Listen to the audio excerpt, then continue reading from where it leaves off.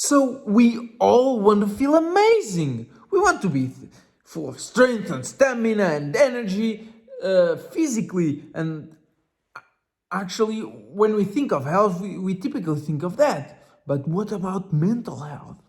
The clarity of thought, being able to formulate words, to work properly, to focus on what you're doing, whether it's your computer, whether it's a practical manual job. And what about your emotional health? Being, well, feeling inner peace truly. It's gonna depend on what we eat. And so when I see people in the carnivore community saying, oh, eat this and eat that and eat that, wait a minute. It's gonna depend on your body if you deal well with those or not. Ruminant meat, as it's very documented on the internet, is safe for mostly or everybody. This is beef, lamb, goat, deer, bison, and all the other ruminants.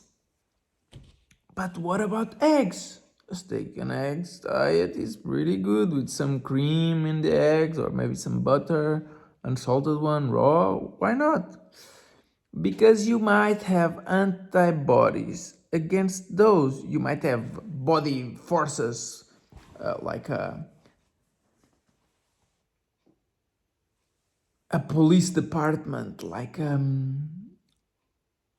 law enforcement inside your body that whenever a piece of egg joins in, even pasture raised, it's gonna attack it like it's something very bad. Because once or many times it has done damage to your body. Maybe because you ate the eggs that were not pasture raised, maybe because your colon or your gut or whatever was more sensitive, or stomach at the time. We don't know.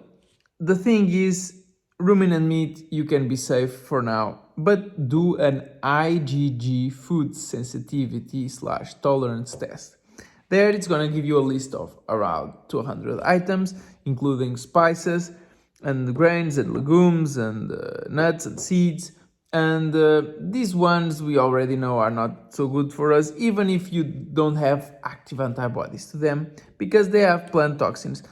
Plants don't want you to rob them.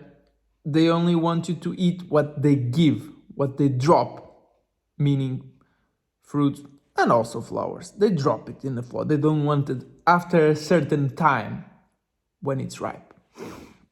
And so you're eating your beef, like a ribeye steak or something more from the chest, which has also a lot of fat, but it's way cheaper.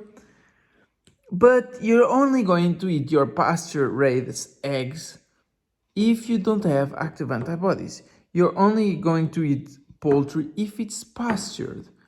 You're only going to eat fish if it's wild caught. Because these two last types of animals, they don't have multi-chambered stomachs.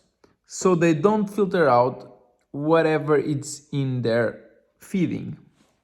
So what about dairy? A lot of proponents of raw dairy out there.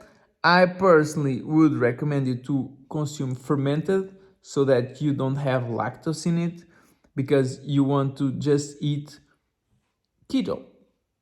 So yeah, sure, steak and eggs and maybe some salmon once or twice a week. You can have your poultry, especially with the skin. You can have your fermented dairies, especially raw and unsalted. But what about fruit? A lot of people have a lot of active antibodies to a lot of fruit. But if you don't have them and you want to, you wish to have it, especially for the gym, to have a muscle energy and get a better pump from your workouts, sure, have the fruit, but isolate it, cycle it.